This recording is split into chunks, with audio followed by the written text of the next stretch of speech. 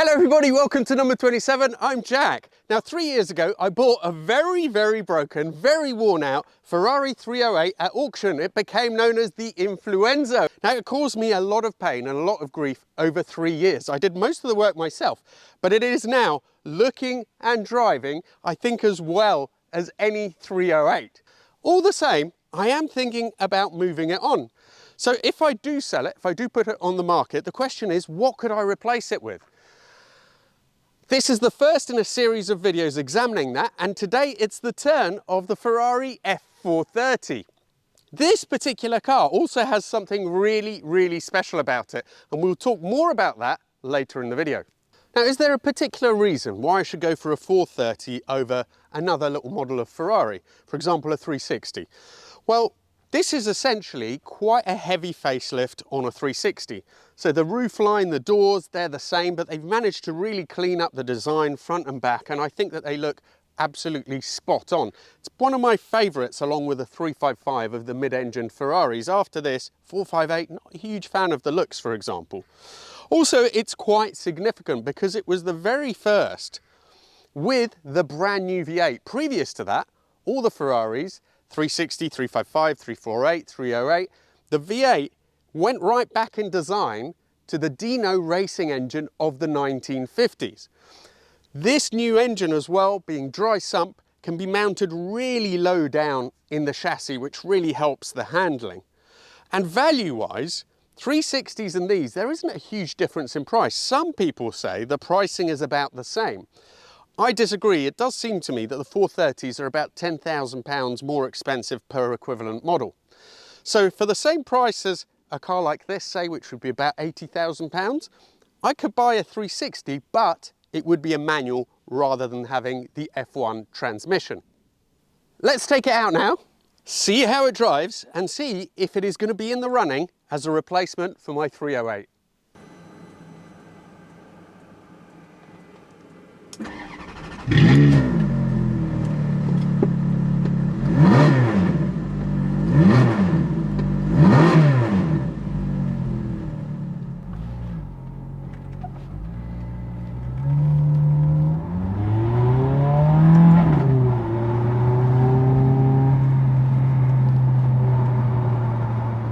So some more important things about the 430, although this one does have the F1 gear change, this was the last mid-engine Ferrari to also come with a manual. The manual has a huge premium of about £40,000 because hardly any were ordered with it.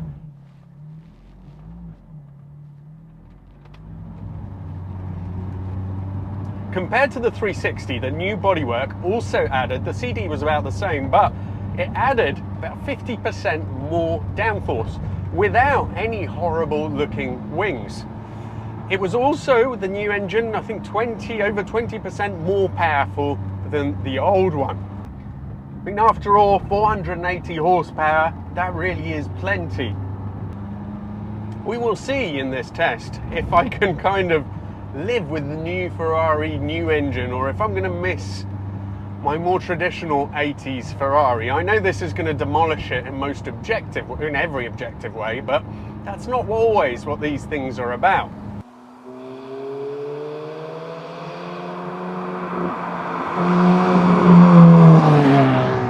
My friend James, you'll know him as JM, have a look at his channel because he's got some really good videos on his own 360, which is a Scuderia. I briefly drove that a couple of times and it is an impressive car. He's not a fan of the standard ones because he says that the steering isn't very communicative. So again, very interested to find out about that.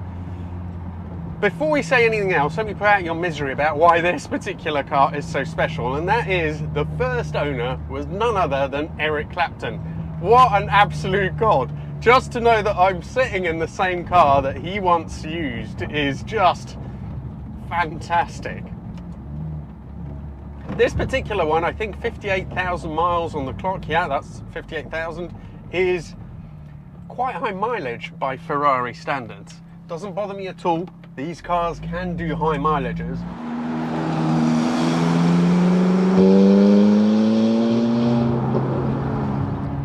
They do cost a bit to maintain though, because in the 6 years that Clive has had this one, I think he's spent close to £20,000. Now, to be fair, he's done quite a lot of the bigger jobs to it, like the brakes have been completely redone, I think bits of the suspension as well, which is good to know because it means it will drive well. But I'm pretty sure that the 308 would be a cheaper car to maintain, although these don't have belts.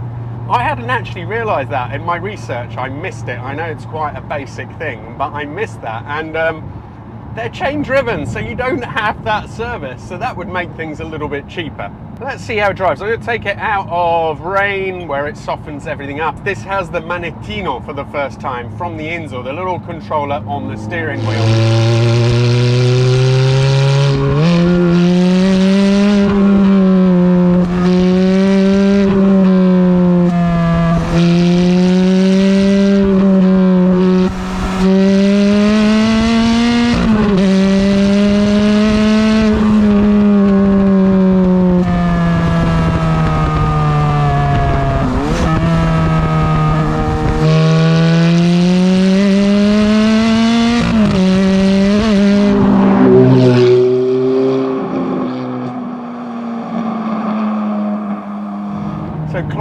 Drives this everywhere in race, and I thought sport would be plenty for this road, but I'm going to put it into race now and see, because in sport this felt a little bit too soft, although I'm not totally going for it,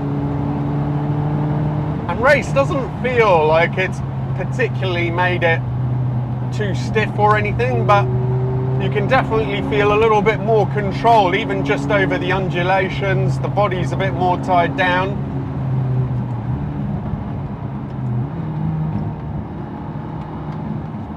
Now I can see where James was coming from with the steering. I can't remember from his own car whether the steering felt significantly better than this. I think it does. There's absolutely nothing wrong with the way the car turns, the way it goes, the way it handles is incredibly impressive. And you do get enough feedback so you know what the front end is doing, but you don't get the kind of feedback that makes you love the way it turns. The rest of the car feels great, and it is really quite impressive.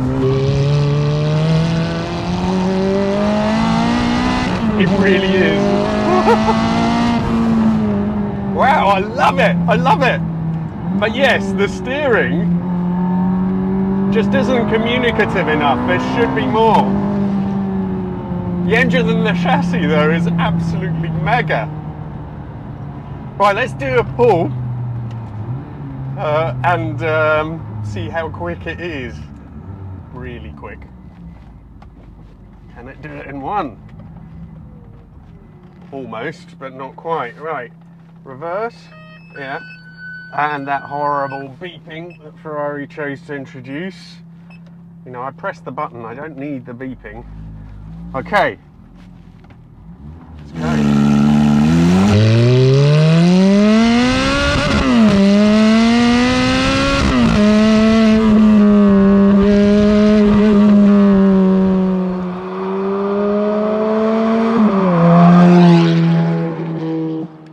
I honestly don't know how anyone could need something quicker than this. Now the 360 was also known as being quite spiky. This, on the other hand, has more benign handling. I'm not going to get to the limits here today, but it's a quick thing.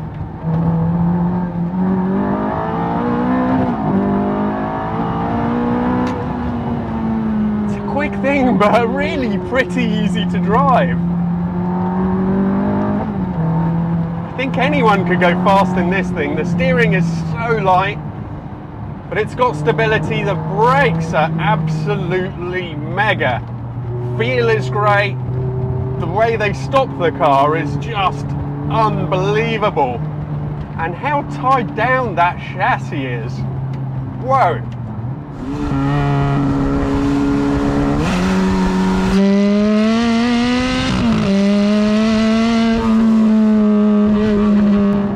To say, this engine is stonking, absolutely stonking. It goes It's got torque, it will kind of pull from anywhere. It sounds interesting, it sounds good. I think one area where my vastly worse engine on my 308 is better, it just has a bit more soul. Even this, which is one of the more analog of the modern Ferraris,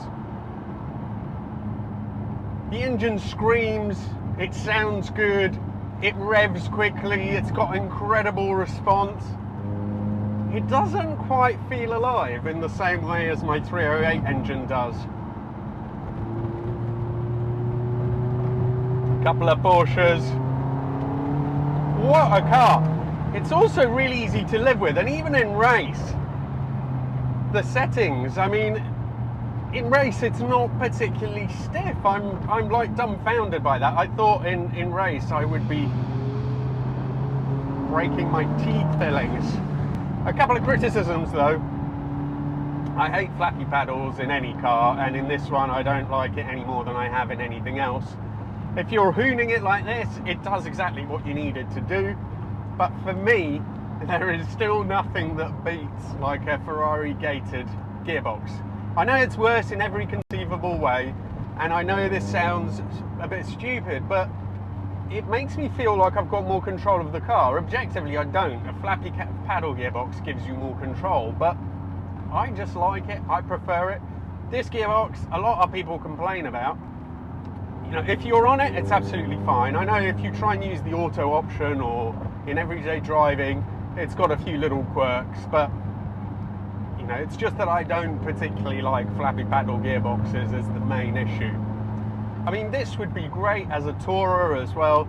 It's comfortable. These seats are awesome.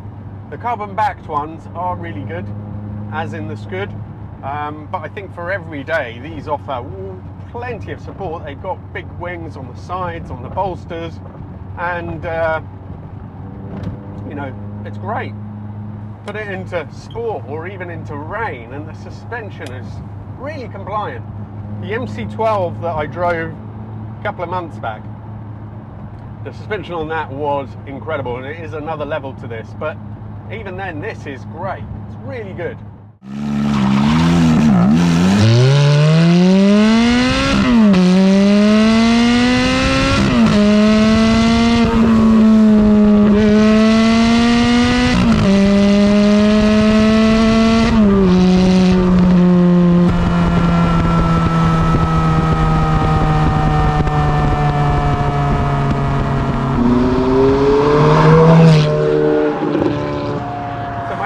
Overall about the 430 generally, and as a replacement for the Influenzo.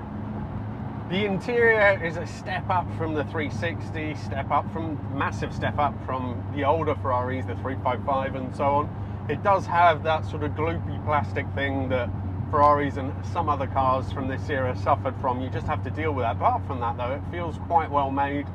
It's mostly pretty logical, and once you get used to where the controls are, pretty easy to use. The seats are just fantastic as well. I think that the engine for me, I mean, I think a lot of people are going to really diss me for this, but it doesn't convince me. So I can't fault it technically. Kind of does everything you like, but for me, it doesn't sound organic enough. It doesn't sound like it's a living thing in the way the 308 engine does, for example. And I know that you're not going to find modern cars like that really anymore. They are all much more sanitized. I'm not sure I could live with this gearbox long term though, and it's no particular criticism of the F1 system. I think for me, flappy paddles just take a lot out of the enjoyment of the car. Perhaps if I took a bit of time and got a bit more used to it, it would be okay, I don't know. I love the way this looks. And in terms of prices, I think 430s are a bit of a bargain. If you consider how closely priced they are to 360s, 458s, much more money, and it may be a better car to drive. I haven't driven one. Maybe a better car to drive, but I really don't like the way they look. I find it too fussy a design, not delicate, not cohesive enough. So if I had to get a Ferrari really to replace my car, a quite like a 355, but again, they're huge money and the steering on those isn't great either. This is kind of the sweet spot, I would think. Maybe I need to try a manual 360. If you want to see a video about running costs on a 360, I have an extensive one which shows, I think, costs over 20 years. So have a look here and you can see what the cost was on that. Thank you all so much for watching. Keep an eye out for the next video and we will see if I can find a worthy successor to the 308. At this point, this, I would say, is definitely in the running. Perhaps something a bit older is going to be the right step. Thank you so much. See you soon.